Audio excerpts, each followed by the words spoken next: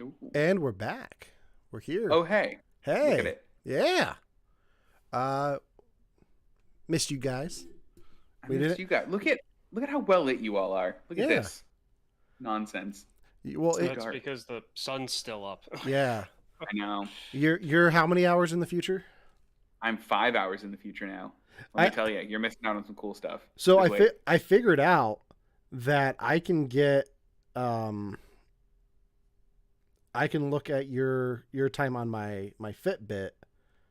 So I can if I ever want to message you and I don't know what time it is there. I have it now on my watch. So Perfect. I love waking up to texts that are like, "Hey Devin, here's a question." Devin, hey Devin, hey Devin. Not that you do this, but people will do this to me. yeah. Hey Devin, Devin, and I'm like, I'm asleep for all Devin, that. Sorry. Devin, Devin. Mama, Dev. Mama. Oh, I love it. Hi. uh, Remember when Family Guy was good? That was you know, I'm glad you brought that up. nice. I've been watching like Family Guy reruns on FXX or Freeform. Freeform plays Family Guy now, which is weird.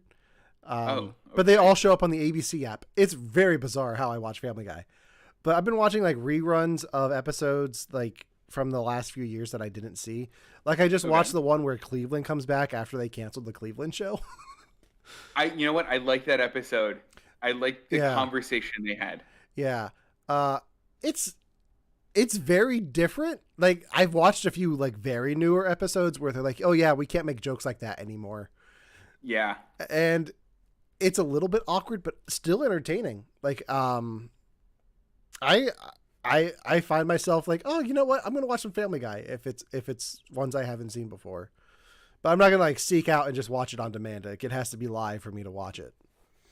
You won't actually, you won't seek it out. I won't seek it out, but if it's on and I have nothing else going on, it's that or Star Trek. So Look, I'll get in moods where sometimes I'll want to just hear Peter Griffin making fun of patter singing, and it's like one of my favorite bits they do. And like I won't watch anything from Family Guy on repeat except for that. yeah. Ryan, what's your opinion Love on it. Family Guy? The show ended after season 5. Okay. What a hot take. Speaking of shows that ended after season 5, where are you on your Simpsons rewatch? Oh no. Like 10 or 11 at the moment. I Okay. haven't watched it in a few days, so and I really pumped the brakes on it a little bit Okay. because I realized I was like blazing through it, like watching like 4 or 5 episodes a day, and I was like, "Hey, this has got to stop." Hey, it happened. That's fun. It happens. Yeah. I was sick last week, so I was blazing through Star Trek Discovery, and I'm still not caught up on that show. But yeah, I think that's enough banter for the pre-show. That banter. Yeah. Let's get into it, shall we? Okay. Hey everybody, welcome to You Have to Watch This podcast. I'm Alan, I'm Ryan. And I'm Devin. and today Ryan had us watch in the continuation of his Alien versus Predator world. You guys have to watch this thing. We watched Predator 2, so we're going to talk about that a little bit later in the show. Did I do justice to the thing that you're planning, Ryan? Yeah, I did. I mean, to be honest, the fact that Devin had only seen Alien versus Predator like kind of kickstarted this whole thing. So yeah, I mean that works. It works without getting too far into it. Yeah. But before we get into that, we didn't have a show last week. I was under the weather, so we just scrapped the whole thing. Evidently I had a fever and didn't realize until after showtime. I was like, oh, good thing we didn't do a show tonight. Wow. But so we didn't get a chance to talk about this on the show. I had teased that I was going to do this, and we need to talk about something. And that something is Morbius. If you want to hear my full review of Morbius, head over to our friends over at Victims and Villains.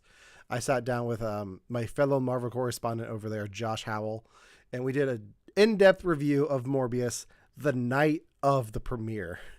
Like we both got home from the theater and it's like, Yeah, we shouldn't wait until Sunday. Let's just talk about this now. Strike while the iron's hot. Yeah, because we had a lot to talk about. And I don't want to talk. Like, I'm going to get into spoilers. I'm going to spoil the hell out of the post-credit scenes for Morbius, if that's okay with both of you guys. Oh no! I don't think anybody cares. Okay. No, All please right. do. So this is what happens in the post-credit scene, and I can tell you this because you guys have both seen Spider-Man: No Way Home. We have. So, end of Morbius. The sky lights up like in the credits. New York skyline, sky's purple, like it is at the end of Spider-Man: No Way Home. Cut to a jail cell. Empty jail cell. And who appears but Michael Keaton as his character neat. from Spider-Man Homecoming. Okay. Like, I hope the food's better here. That's the opening of the scene. And then you find out like the whole world knows about Adrian Toomes appearing in this jail cell and that he's going to get a trial to get released because he's not from this world. And that's the first post-credit scene. Hold on. Now I'm mad. Yeah. Hold on. So wait, they know that now dimension hopping is a thing, and they're all admitting that, and they know that happened. And really, Yes, they have pulled Michael Keaton's Vulture from the MCU proper over to Sony's Marvel universe. Ow. And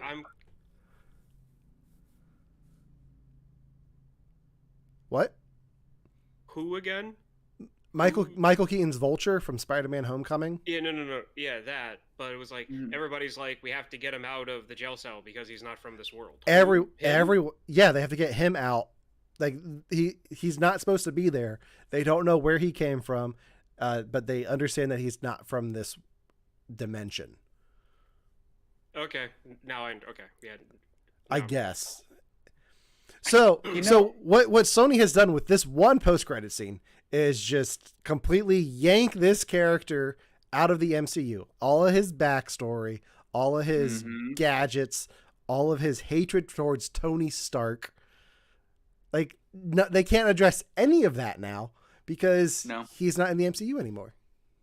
Not to mention his wife and daughter. Right, who are still there and now don't have a father. Mm-hmm. I'm sure that'll definitely get wrapped up well. I'm sure they definitely won't just forget about those two characters. Oh, yeah. Okay, but, I mean, at the same time, for Sony to pull a character like that into something like this had to have gotten a sign-off. Or, like, a message had to have been sent to the other side, to the other studio, saying, hey, we're doing this. So, my guess is whatever the MCU is going to do with Spider-Man going forward isn't going to address the Vulture character, and that's why they were able to get away with this. But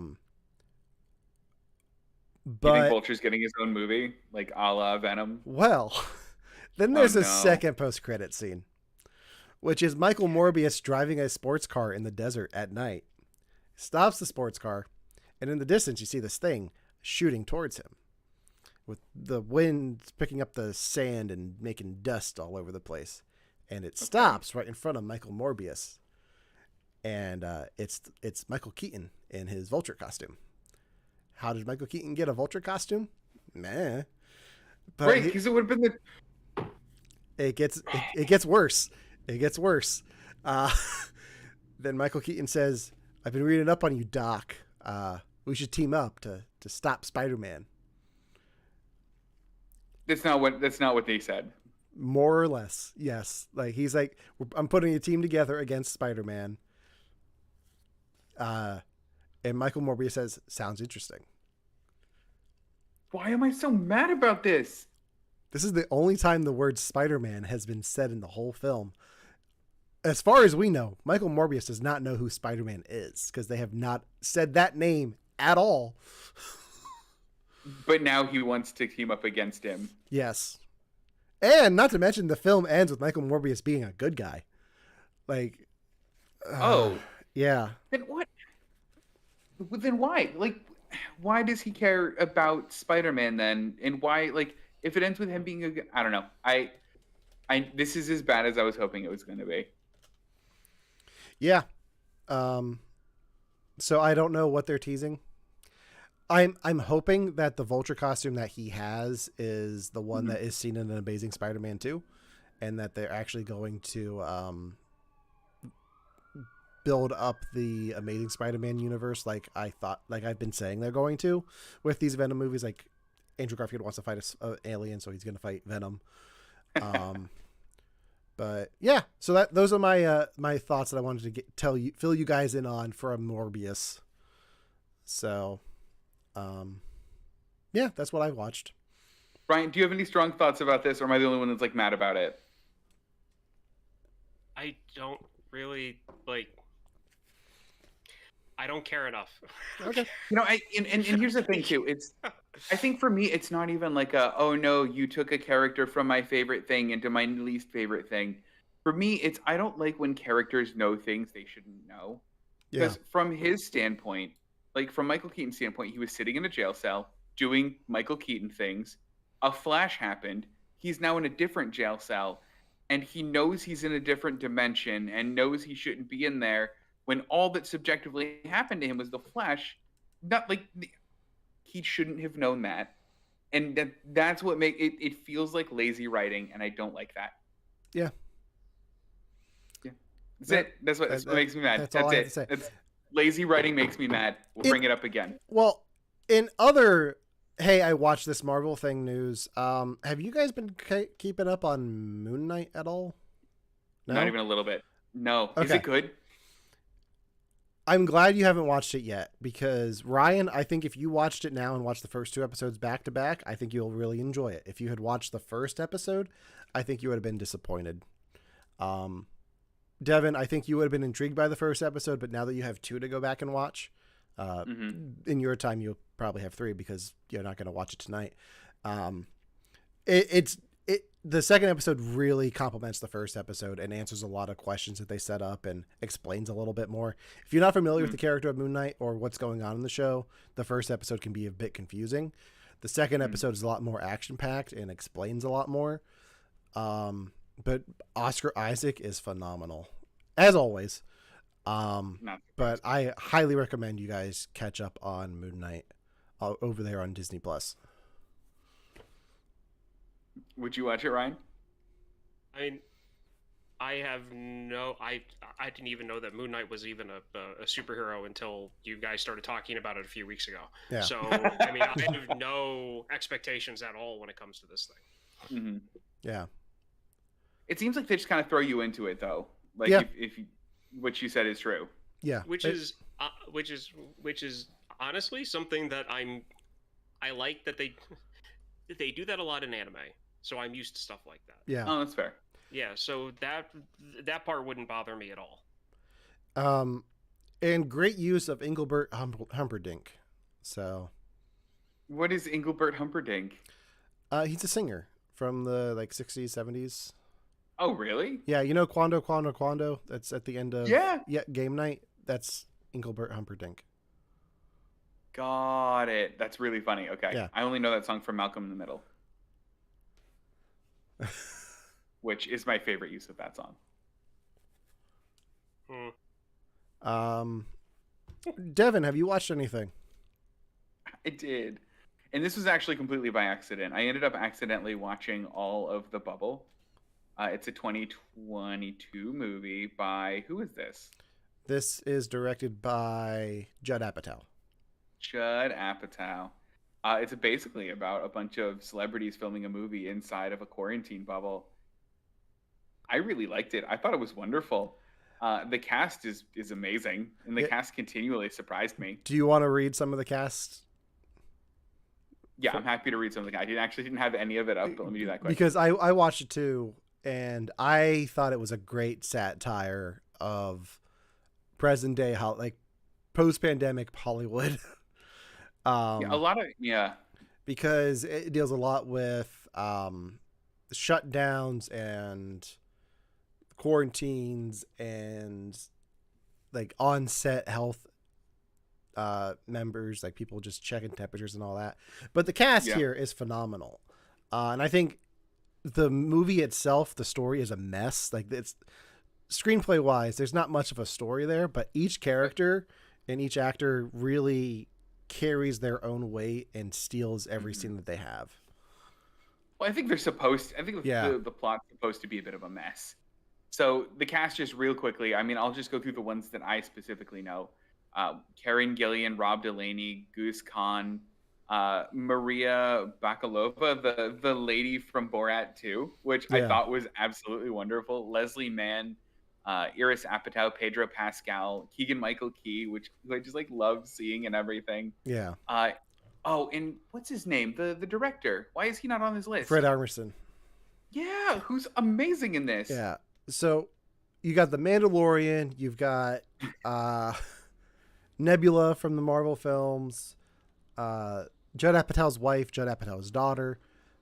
David Duchovny. Mulder from X-Files is in here. Which I haven't seen him do a comedy since Evolution. But he was like, everyone's great in this.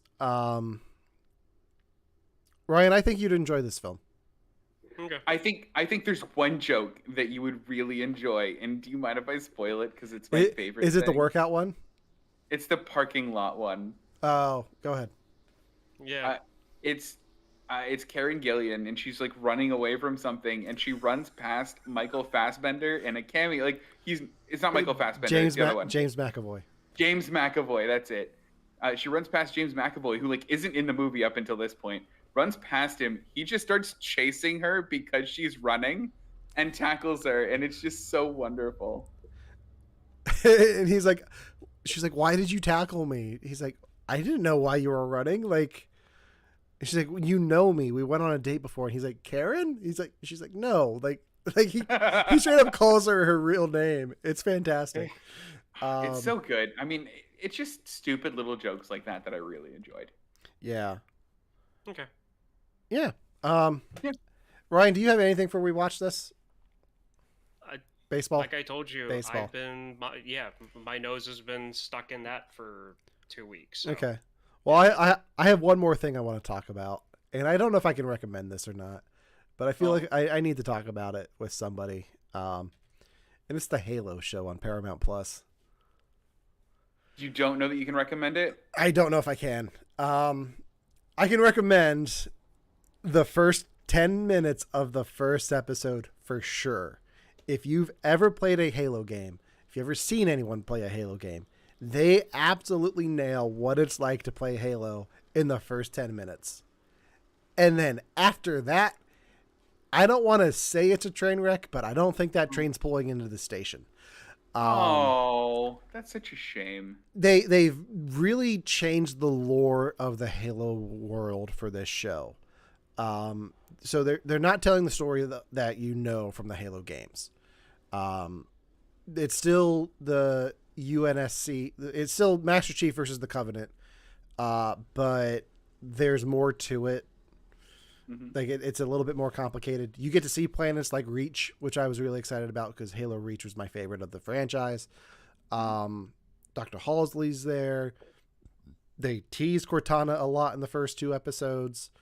They tease like the artifacts, but they haven't said the word Halo yet. And in the very first episode, Master Chief takes off his helmet. Is that weird? It's weird because he only like in each episode he takes off more and more.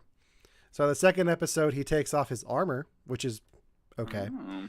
Third episode he takes everything off. Oh. You get full butt-ass naked Master Chief. I thought that was a joke. Nope. I wish it was. Neat. I will say the one thing that's really kind of redeemed the show for me in the third episode is they introduced Cortana proper. So now you have the Cortana Master Chief dynamic, and like cool. He's trying to figure out if he can trust her and what's going on with that. But I really like their dynamic. They have the same voice actress playing Cortana from the games. Good. And from Windows desktops. But yeah, if you have Paramount Plus and like Halo, I think you should give it a shot. It's not going to be what you expect from the games. So we had a poll not too long ago about what we would like to see Romana stream, and it was between Halo and Gears of War. Alan said it was easy and picked Halo. Ryan said it was easy and picked Gears of War. Ryan, do you know a lot about Halo? Like, do you like want to watch this show knowing that it's different than the games, or is Halo just not something that interests you like at all? No, I mean, the show is interesting. Mm-hmm. The show interests me, and the fact that they kind of do a little bit more than just like the lore of the video game, Mm-hmm. then that actually makes me a little bit more interested in it, to actually see what they came up with to kind of play off that world. I'm still waiting for a Gears of War show or movie in some aspect. But yeah, I mean, I'm interested in the show, at least to check out the first episode. It doesn't like offend you that it exists or anything. No, I'm not like that. No, See, I'm not like that. I'm surprised at how much they're messing with the lore of Halo for this, but it's still enjoyable. Like, yeah. It gives me something to watch while I wait for my wife to get home to watch Picard on Thursdays. So Perfect. But oh, hold on. I need to do my periodic Picard check-in. Guys, how's it going? I don't know. How is Picard going? I'm enjoying it. Yeah? It's going okay. I think I know how it's going to end, but yeah.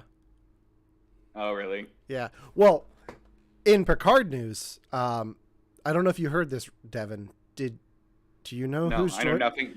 They've announced the cast of season 3 of Picard already. Wow, okay. So you know the crew from Star Trek Next Generation, right? Yeah. Picture that crew minus Wesley Crusher. They're all coming back. Why didn't they get Why didn't they get Wesley Crusher? I feel like he would be back. I think they still might, but he's not acting as much, I guess. Oh. That's exciting, but though. yeah, Jonathan Frakes, LeVar Burton, Michael Dorn, Gates McFadden, Marina Sturgis, and Patrick Stewart. Oh, and Brent Spiner. Brent Spiner's coming back. Oh. I mean, he's back. Cool, he's back this season too, but yeah, he's back for a season. Yeah, but yeah, they're all coming back for season 3. So, yeah, that's exciting. All right, I think that does it for the We Watch This segment of things. Let's get into today's main topic, which is I messed up the slideshow. Ryan's pick. We're getting into today's main topic, which is Predator 2, Ryan's pick for the week. Ryan, go ahead and introduce your film. Okay, so Predator 2, if it's not obvious, the sequel to Predator, came out in 1990. Director was Stephen Hopkins. Did I get that last name right? Sure. Okay. Sounds like it. Hold on a second. Can you guys hear the lawnmower next door? No. Okay. No, not at all. Okay. All I hear is my neighbor's AC unit buzzing. Okay. Here's... I don't know. I don't know what my mic picks up. So. Okay. It stars Danny Glover, Gary Busey, Kevin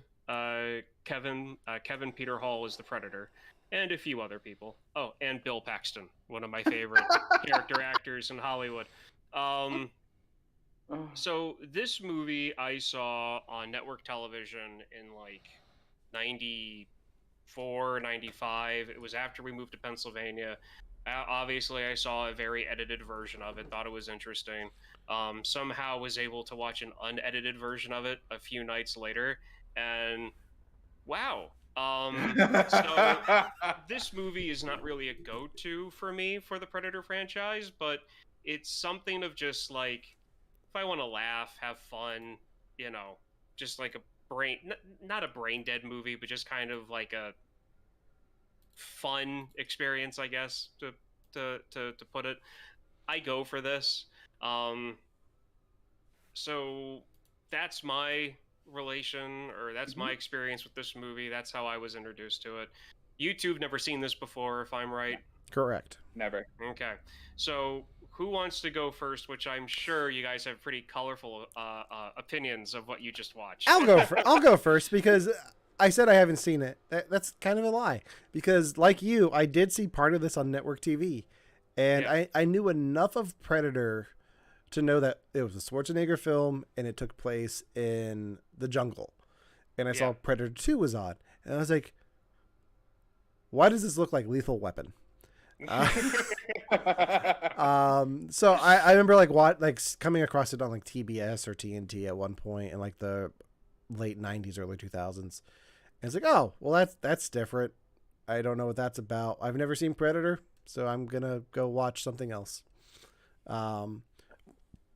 I mean, I liked the third act of this, which is not something I usually say on the show, but there's a certain point in the movie, like there's a certain line of dialogue, and then after that point, I loved everything about the movie. Up until that point, I was like, okay, like this is just kind of slowly chugging along, and but there's a certain I can pinpoint the moment that I was like, okay, I'm all in. Let's do this. Can you say the line on the podcast? I can. Don't say it yet, because I want to guess later. Okay. What that is. Because I think I know. Yeah. Devin, what did you think? So I mean, as far as my I didn't know this movie existed. I didn't know this is where the Predator franchise went. I didn't know it took place in the opening act of Demolition Man, and I'm happy that it did. This movie was bananas, all right? Like BANANAS. But for real, so there were parts in it that made me laugh because they were so poorly written. Oh yeah. I wasn't expecting Gary Busey, and he is quite the thing to be startled by in the movie. Which was also wonderful. You always expect Gary Busey. You never expect Gary Busey's teeth. No. But look, genuinely, I thought the writing was funny. I was quoting parts of it that I can't repeat on the podcast all day because of how absurd they are and how bad the writing is. But genuinely, there were parts of this that I wanted. I liked the lore of the Predator, and I liked that we got that. And there were parts I thought were genuinely cool. And actually, this movie made something else that's coming out make a lot more sense to me, to the point where I felt like I needed to run out and tell Romana that I saw it, who didn't care, by the way. She did not care about my fact, but I did, and now I want to talk to you guys about it at some point. Yeah, we'll talk. I think I know what you're talking about, and we'll talk about that later on in the show. Good, we'll have to. Real quick, I want to interject and I forgot to mention this. Like, we talked about watching it on network television. I don't know about you guys, but I watched this on Tubi, the free streaming app. So I got commercials. And the way the commercials were intercut was so poorly done. Like, it was like mid-sentence, like when they're in the lab with the doctor, like she's explaining something and then just cuts to commercial and then she's still explaining that thing. Yeah. Now, Ryan, do you not own this? I don't own the second one, no. Because I thought you had lent it to me at one point, and I have it somewhere, and I don't know where it is. Because I think I have. That would explain why I thought I had it at one point, but then I didn't one day. I think I have it here somewhere. Because I remember you, like, back in the early days of the show, like back when we were still filming in the closet. Like that was, I think that was something you did. Like, you were going to do all of the Predator movies, and then we, like, 6 years later, we actually got to them. Yeah. So. Okay. So what I'm gonna start with is Alan.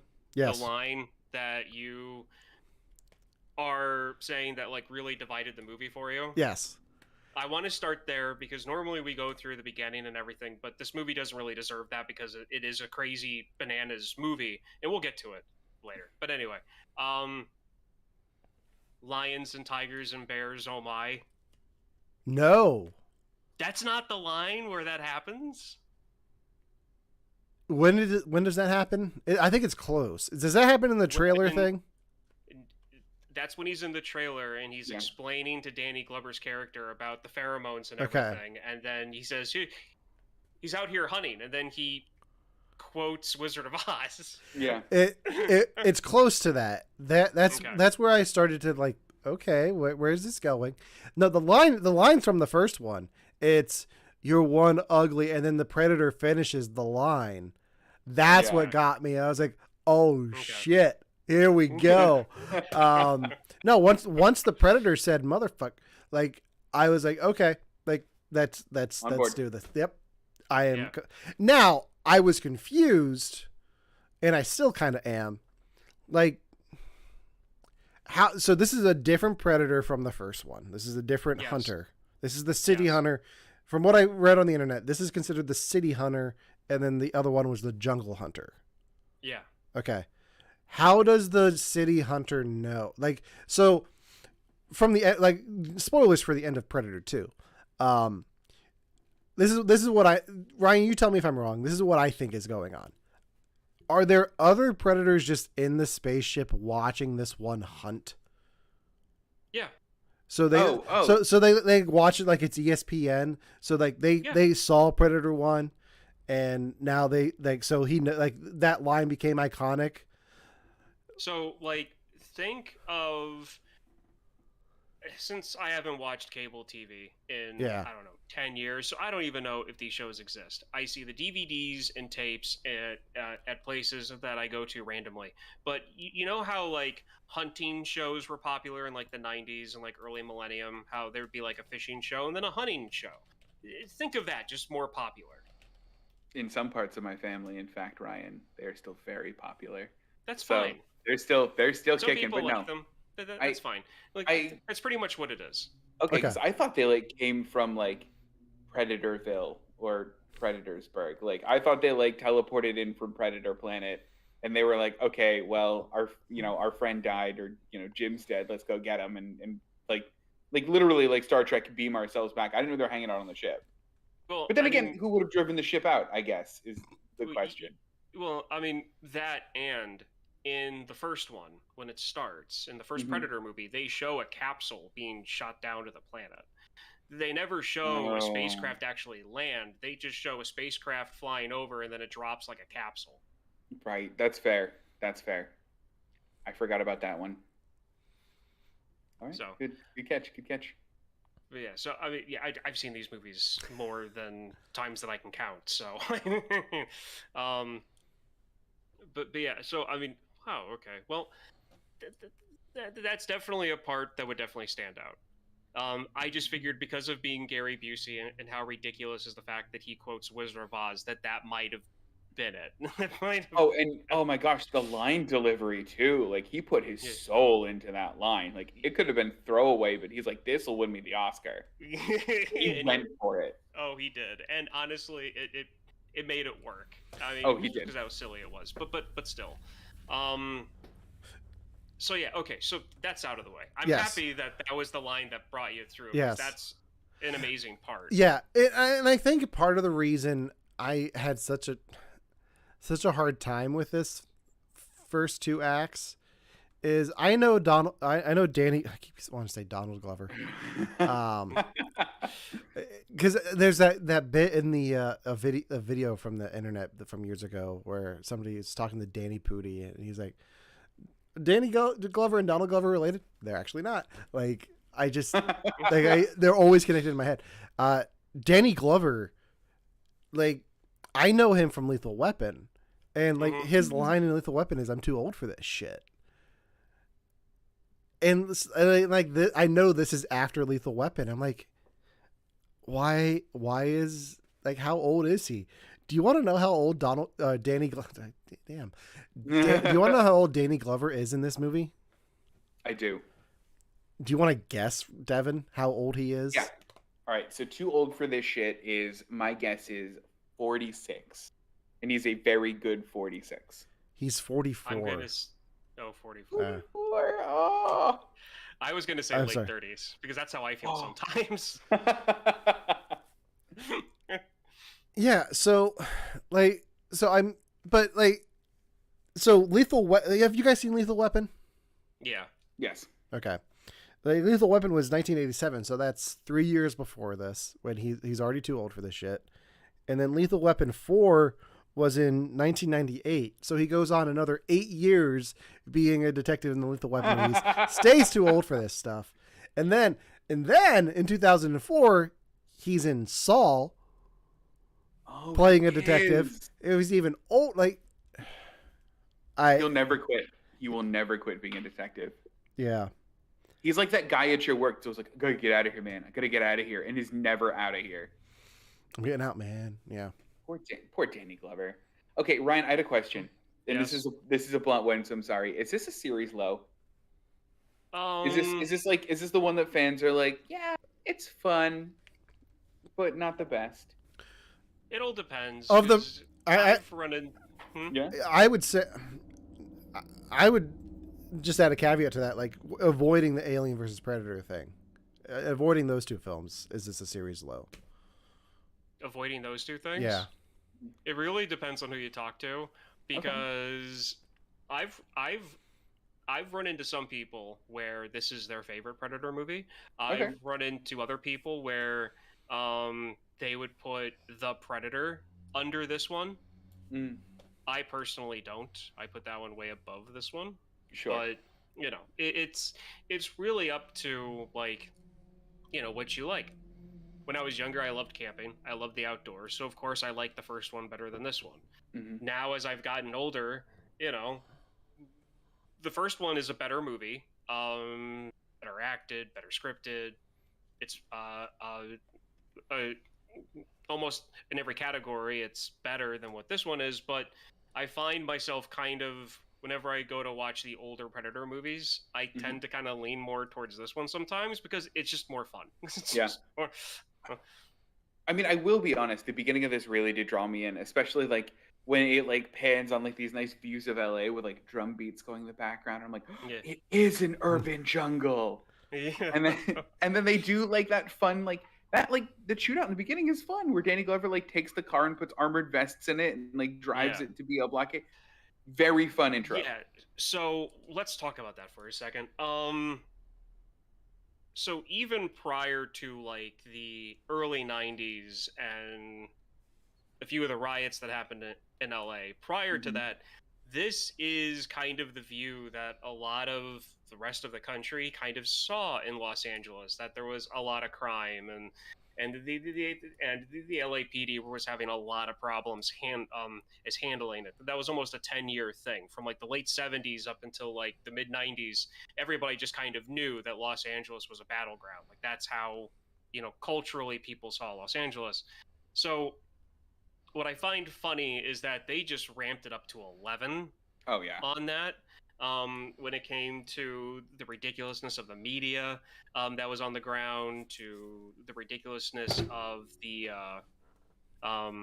to the ridiculousness of the fighting on the street, because I would almost say that you could take this movie and put it in the same universe as RoboCop because of how messed and screwed up everything is.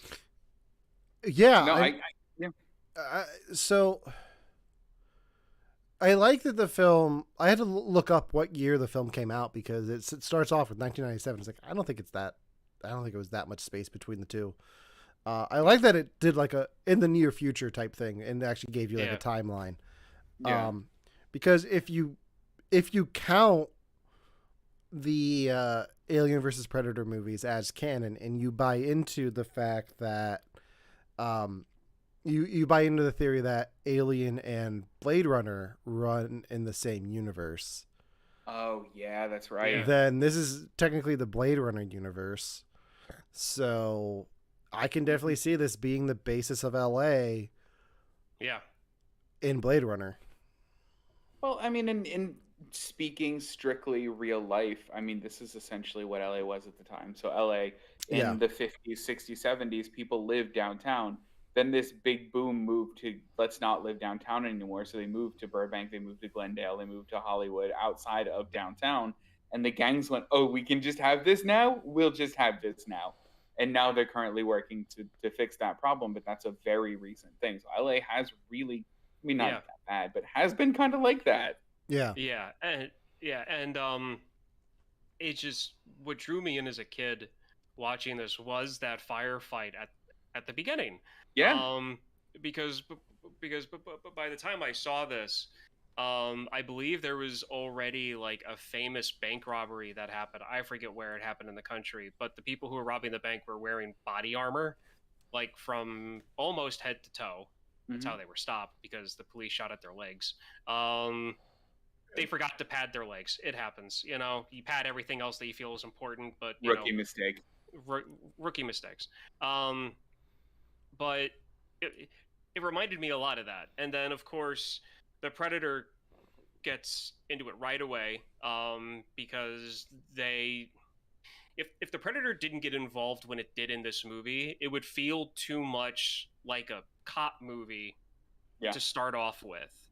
And I was real happy to when they actually got the gang members driven back into the building, and they go up to their room, and one of them does a Scarface impression for about 5 seconds. Yeah. And then the Predator shows up, and then everybody's like, what's going on? Mhm. I also like how the first when Danny's character sees the Predator at first, he automatically waves it off as just like heat exhaustion. Right. Okay. So this brings up a point that I wanted to ask. Can people see the Predator when he's camouflaged? Because what I had got from the movie is both yes and no. I got that little kid could see him because he believes in magic. But I also got that Gary Busey really wants that really great, really spicy invisible tech, even though anyone can see him. Here, well, Alan, you can go. I can see Yeah. you're about to say something. The way I see it is I think they can see the light refracting around him. They can see that there is something there. Like that outline. Yeah, kind of like when you play a video game and your character goes invisible. Like in Halo. Like you don't really taking it back to that. Which is not something they've done on Halo yet, which is weird. Yeah. What they have done is there's this one character. I forgot to say this. There's this one character, and it just takes away from the invisibility thing. There's one character who is with the Covenant, but she's human. But she has an energy sword in her finger, so she has like a little fingernail that's an energy sword, and she uses it to kill a guy. Is that real? That is real. Did you make this up as a joke? I hate it. I wish I did. But no, it's kind of like that. So when if you look at the elite in Halo as when they were invisible, and you can see them like across the map with a sniper rifle, like that's what they see. That's what the kid sees. Okay. Because even if you do like the invisible jet stuff in X-Men or Wonder Woman 84, if you care to remember that movie, you can still like the way light bends is like there's always a little bit of something. Okay.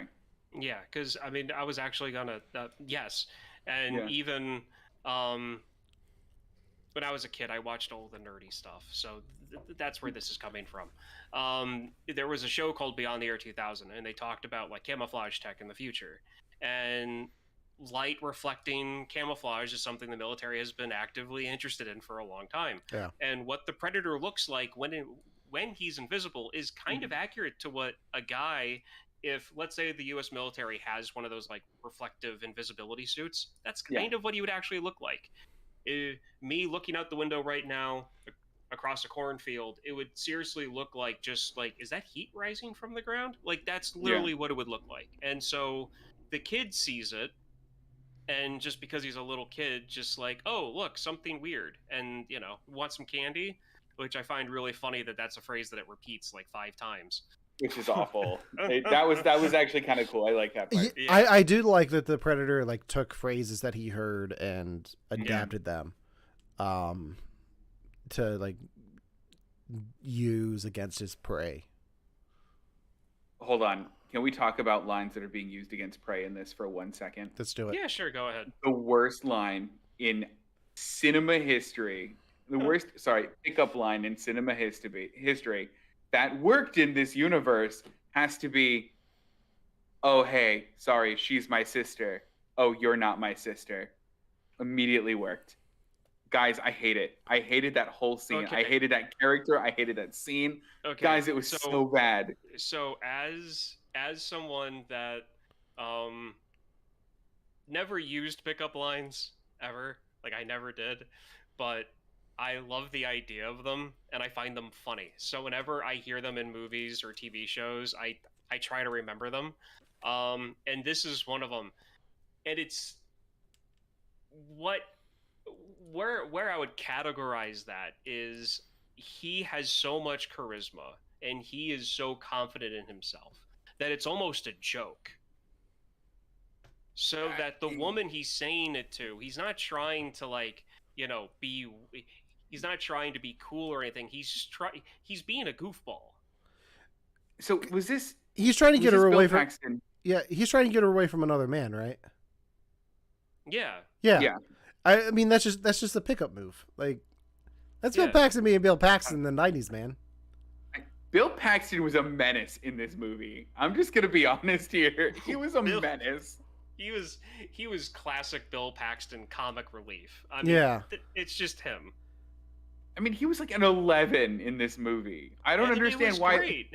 Why did the Predator if I understood the plot correctly, because it was a deep one, the Predator was singling out the strongest people on either side of a police drug war that was currently raging in Los Angeles. He had hit the cartels. He had also hit the cops that he had viewed as the most, powerful or worthy or whatever in the police department. Is that did I catch that right, or is he just? That's pretty much what it does. Yeah, that's pretty much what it does. Why did Bill Paxton make the cut? Because he was shooting at the Predator. Yeah. Fair. Oh, okay. Yeah. See, I mean, so like, you know how? Okay, so the scene you're talking about is on the subway. I liked this Bill scene, Paxton, by the way, a lot. And the and the woman cop, and to be fair, I'm not good with character names, but Leona. She's there with him. What? I think it's Leona. Leona. Okay, good. Mm-hmm. Bill Paxton is with the character Leona on is on the subway train, and there's a bunch of punkers walking around, attacking people, abusing people, and like 7 people jump up on the subway train with guns, and then Bill Paxton and Leona has to tell everybody to like, oh, we don't need any rush hour Rambos. Yeah. Everyone that had a gun, the Predator took out, not just for hunting's sake, but for survival's sake. Yeah, that's fair. I think that's what a lot of his kills were, because I think Gary Busey is right, like, or somebody, it might not be in Busey. The Predator's main target is Danny Glover, right? Oh. The Predator's main target on the police force is Danny Glover. Yeah. Got it. So so he's like tracking down his friends to like get to him, and then is attacked and then defends itself and just murders. Yeah. But I like that he didn't murder the other cop. What was her name? Yeah. Leona. I like that he didn't murder her because she was expecting.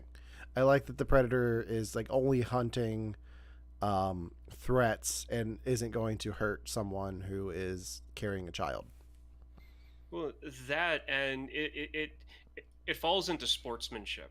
And even though, yes, we're dealing with an alien creature, a made-up alien creature, it is a hunter. And so there is, regardless of culture, there's always an idea of what, a respectful hunter does, sportsmanship, that whole thing. And to me, that's exactly, I mean, to piggyback on what Alan said, like that's... Then, even if she was a legit target, she's not now because she's carrying. Right. Yeah. Which, I mean, again, makes me... I mean, it's part of what I liked the most about this movie was learning more about the Predators. I mean, even taking this back to the ending, when all of the other Predators showed up, they were like, hey, good job. Here's a prize. You win. Like, we could all attack you and kill you now, but that's literally not what we're about. Yeah, and that's what they do at the end of Alien vs. Predator, the first one. It is, isn't it?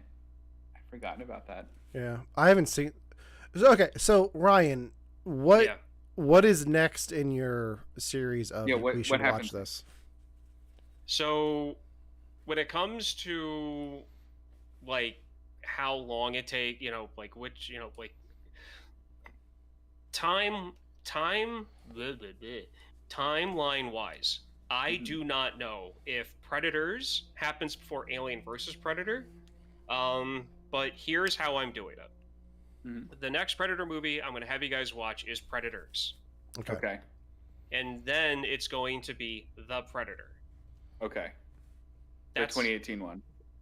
yeah, the 2018 I one. cannot So wait for I'm that. going off release. I cannot So. wait for that because I am super excited for a Shane Black Predator movie.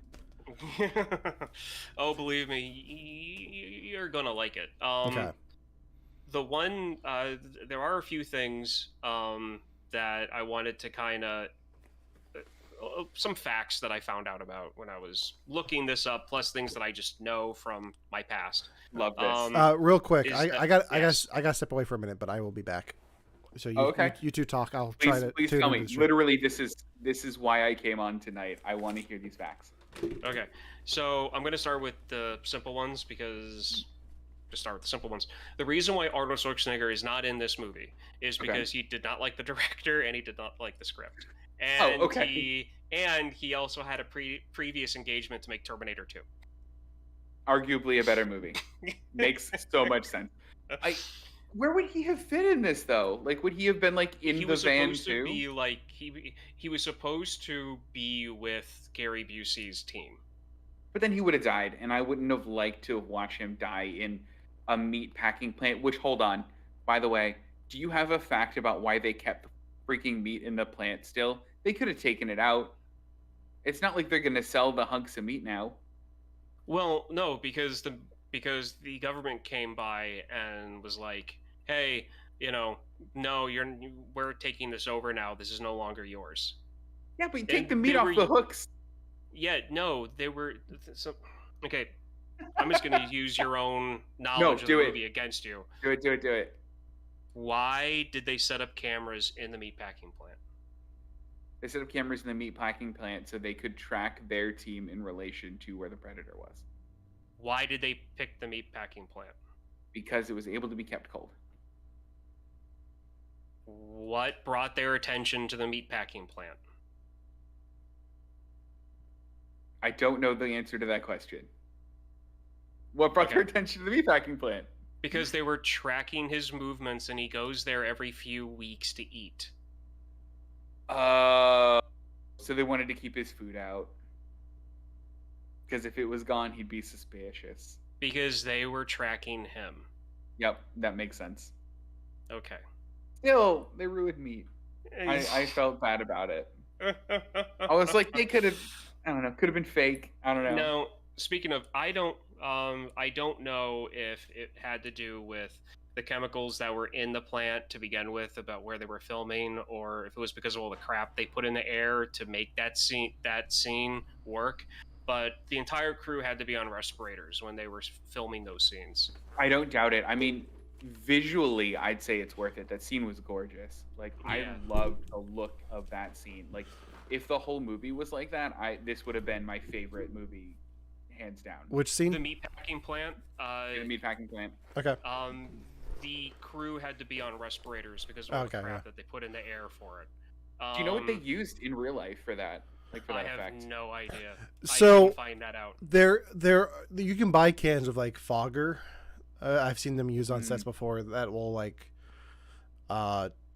make like a cloud, and it takes a little bit to go away. It should be safe, but I don't know what else was in there. Yeah. So, but if you use so much of it, like, it's gonna be iffy. Yeah. And that scene is what I like about the lore too, is that up until that point they were like, yeah, no, it sees in heat vision.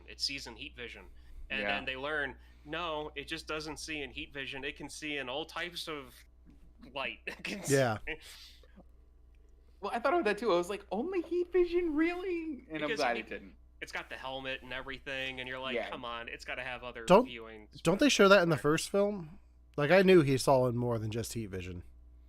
They show that he has heat vision in the first one, but nobody picks that up. Like, none of the characters. Yeah. Pick it up. I thought they showed more than just heat vision in the first one, though. I bet they did. They did when he took his helmet off. Yeah. And then it changed the ray of, like, the spectrum of light that he saw in. It was still really blobby, but it was, okay. It was different than normal heat vision. All right, so I just had a thought going back to they watch this as a sport thing on the Predator ship. Yeah. in the first one when he says "you're one ugly mother effer," I feel like I should just be able to swear on my own show. No. He's not wearing the helmet, right? Like he's The helmet's off to the side. Yeah. okay. So if he is broadcasting his whole thing, does that mean the thing on his shoulder is the camera? Well, that thing also gets shot out, but then here's another thing too, okay? We are talking about an advanced culture that can travel galaxies. Yes, I'm going to spoil this a little bit, travel through galaxies, not just through a star system or from one side of the galaxy to another. They travel from one galaxy to another. So I'm willing to bet that one, they have the technology to like have cameras on their ships in orbit and watch and listen to everything that's going on. But here's another idea. It knew how to finish that word because he'd been in Los Angeles for long enough that he knew exactly what Glover was going to say when he said half of the word. That's also fair. No, I am sticking with the headcanon of they know it from the first movie and that's what he said. Ryan, you cannot change my mind on that. I am sorry. I'm not trying to change your mind. I'm just putting out other options there for the listeners. All right. So let's talk about the alien ship for a minute because we see some of his trophies. And yes, we do. Devin, did you recognize any of them? There was the alien skull. Yes, there was. I thought that was very cool. I loved everything about the ship. I So thought the ship was really well designed. So it's an alien skull from Alien, a human skull from Humans. Is that a T-Rex skull? Like, what's the other one? Is it or just unspecified? They're in one of the next Alien movie, Predator movies you guys are going to watch. You're going to see other types of animals that exist that they hunt. Okay. Okay. And that skull is kind of reminiscent of one of their like creatures. But not exactly the same creature you see, but the way I see it, like that was the skull of like their version of like a buffalo or something. Okay. Oh, okay. That makes sense. Yeah. Okay. Yeah. The one thing I want to point out, and this is something that again I believe to be canon, even still now with Prometheus and Covenant being a thing inside the alien side of things. The alien skull that's on there is not from a xenomorph that comes from a human. And do you want to know why? Because I Prometheus and Alien Covenant haven't happened yet? That's Nope. that's my explanation. Well, I mean, that's the real world explanation. But, like, the actual canon... Hold on. I want to address what just happened. Devin, how did you lose your headset? I'm back. How did you lose your headset? Can you hear us? We're talking to you. I can. Okay. This is great. I had my foot resting on my knee, looped around my cable. I did this, and all of it flew off. Great. Okay. Well, welcome back. So anyway, yeah. What did you guys say? Okay. So if it's not a xenomorph from a human, what is it? Give me your. So, it is a xenomorph.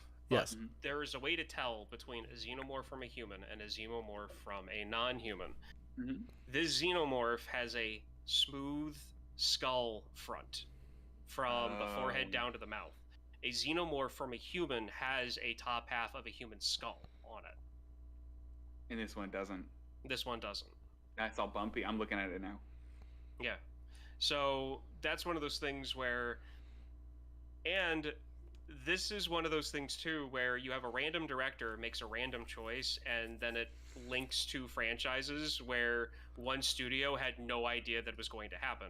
The director of this threw up the alien skull just to satisfy science fiction fans. That was it. At this point, as far as I'm aware, at this point, the whole crossover between Predator and Alien wasn't a thing.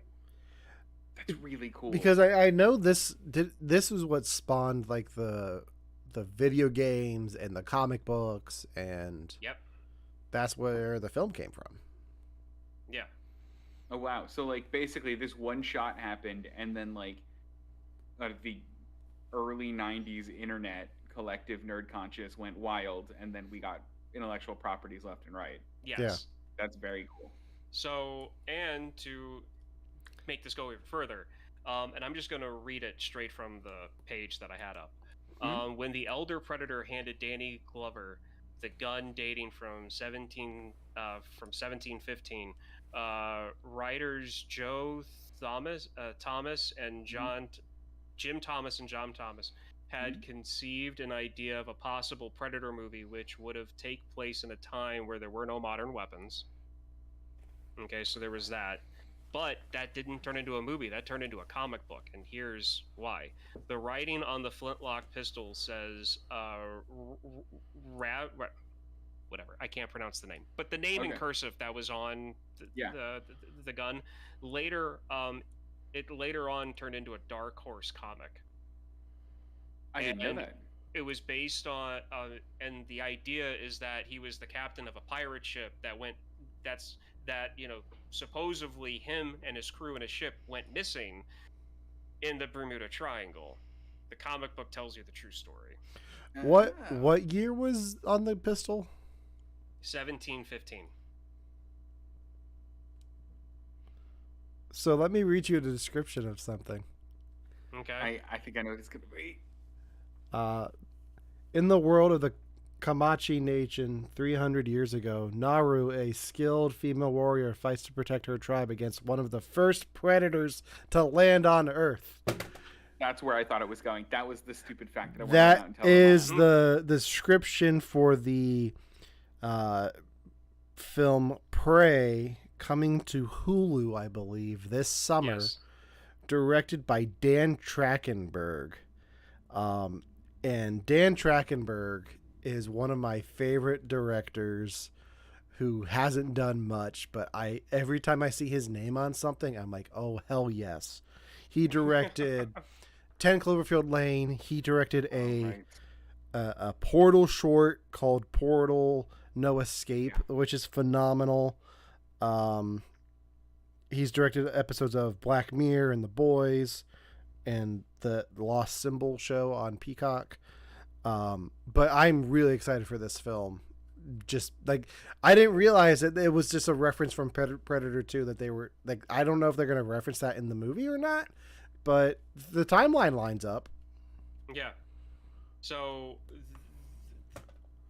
this is one of those things where, like, you had a bunch of stuff happen in Predator 2 that was just like little tiny things that either one, the original idea never took off, or two, hey, wouldn't it be cool for us to just throw up this skull and like see how people react to it? And then it turns into this. Yeah, and I think that's cool. I love that they'll pick little details out, and then these like whole things will just spin right off of them. Yeah. But Alan, the one thing you missed was that Arnold Schwarzenegger was supposed to be in this movie. But he $250,000, right? I didn't get that part. Wow. Yeah, he wanted that much more, and the studio said no. That's what I read. Wow. What I read was that he wasn't a big fan. He also wasn't a fan of the director, and he wasn't a fan of the script. And he had Predator 2. He had Terminator 2 lined up anyway. I mean, Terminator 2 is the better choice of the two, I would say. I mean, yes, definitely. My exact reaction. Anything else on Predator 2 before we wrap this up? Devin, anything else? No, I mean, like I said, it was bananas. I mean, it was everything that I didn't know that I wanted in a Predator movie, and I'm very curious to see where the franchise goes. Okay. Gary Busey's character, his family line, does not go away. Ooh. That's all I will leave you on. If Jake Busey shows up in one of these, I swear. Is Jake Busey? I don't know who Jake Busey is. It's Gary Busey's son. Yeah. Oh. He was in the one from Starship Troopers. Yeah, he was in Starship Troopers. A friend like me. Okay. Yep. There he is. Oh gosh. Ugh. Yeah. So. Okay. Cool. I'm excited. I love connectiveness, so I'm really excited to see where the sequels go. All right. I think that does it for Ryan's pick this week. That means next week will be Devin's pick. I know what Ryan's next pick is because we Ryan and I have messaged about it, and I'm very excited for what he has in store for us. I'm curious. In the first week of May, because that's how the rotation works out. But Devin, next week is your pick, and what do you got for us? What do you have in store? So I was doing some thinking, right? And Nicolas Cage has got a new movie coming out. You don't say. I can't. The Unbearable Weight of Massive Talent. Oh, the one when Nick Cage plays Nicolas Cage. Exactly. Okay. Now listen. I think that there is no better way to celebrate the unbearable weight of massive talent than to see that massive talent in all of its glory. So I'm going to pull a triple feature on this one. And I think we're going to do a Nick Cage triple feature. I think that is a phenomenal idea. So much so that I think we should not make it a triple feature, but a quadruple feature. Perhaps the first in podcast history. Yeah, I think so. And joining us next week for our Nick Cage special will be from Victims and Villains and the Victims and Villains podcast, That's High Praise, a Nicolas Cage podcast, will be Josh Berkeley. And Josh has already told me what his pick is because I kind of twisted his arm on it. Well, yeah, so we're going to be talking about 4 Nick Cage films next week. It's probably going to be a bigger episode. Devin, do you know what your pick is going to be? My pick is going to be Raising Arizona. Okay. Ryan? I'm picking a tame one. I know. Swear to God that you never saw that movie. I've never seen No, Raising I have Arizona. now. No, I have now. I've never seen it. Ryan, do you have one that comes to mind for you? There are so many. I'm just going to go with Gone in 60 Seconds because I'm going to assume one of you haven't seen it. I haven't seen it. I haven't seen that. All Gone right. in 60 Seconds. All right, and then my pick is have you guys seen The Sorcerer's Apprentice? I have. Yes. It is one of Kristen's favorite movies. I've seen it more times than I can count. Oh, wow. If you've both seen it, I know Josh has seen it. Oh man, I might have to think of another one then. I was gonna be for sure that one of you hadn't seen it. Ryan, I saw that one in theaters. Ryan, have you seen Kick-Ass? Yes. Oh man. Well, to find out what my pick is, what all 4 picks are for next week, go ahead and you know what? How about Face Off? Have we all seen Face Off? Yes. No, not in its entirety. We're doing Face Off. I've seen doing- bits and pieces. We're doing the most Nick Cage as John Travolta and whatever. Face Off is my pick. So join us next week where we talk about all the Nick Cage with Pig, Face Off, Raising Arizona, and Gone in 60 Seconds.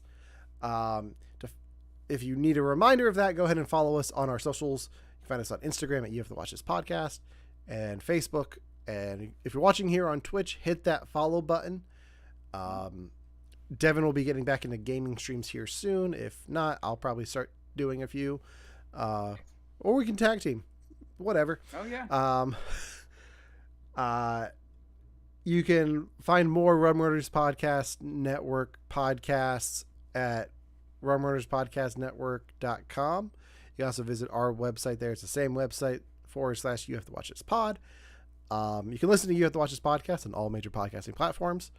And if you haven't already, go ahead and visit our friends at Victims and Villains to check out the Horrific Hope Film Festival happening at the end of the month on April 29th and 30th.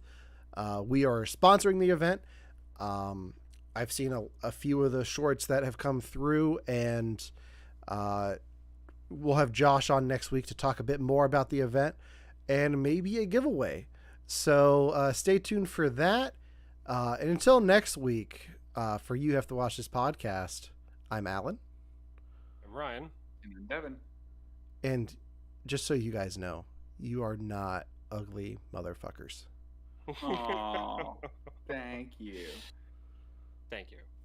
But if you bleed, we can kill you. Fair.